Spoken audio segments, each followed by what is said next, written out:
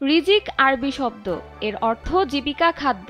ভাত রুটি যেমন রিজিক, তেমনি আল্লাহ প্রদত্ত আলো বাতাসে সুস্থভাবে বেঁচে থাকাও স্রষ্টার পক্ষ থেকে মহা রিজিক।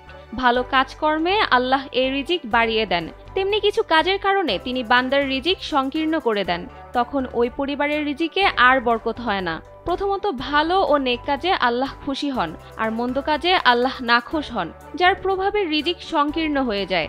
ইবনে মাজার 4022 নম্বর হাদিসে বলা হয়েছে, রাসূল সাল্লাল্লাহু আলাইহি ওয়াসাল্লাম বলেছেন, সৎকর্ম ছাড়াও অন্য কিছু আয়ুষ্কাল বাড়াতে পারে না, এবং দোয়া ছাড়াও অন্য কিছুতে তকদির রদ হয় না।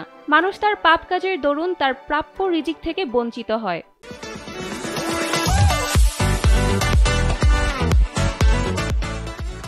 দ্বিতীয়ত, সব মানুষই আল্লাহর অফুরন্ত নিয়ামতে ডুবে আছে।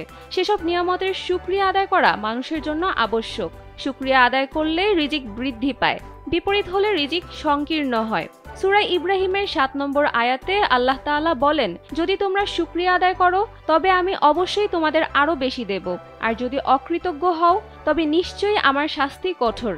তৃতীয়ত, পবিত্র বুখারী শরীফের 6427 নম্বর হাদিসে বলা হয়েছে, রাসূল সাল্লাল্লাহু আলাইহি ওয়াসাল্লাম বলেছেন, এ পৃথিবীর ধন দৌলত সুমিষ্ট।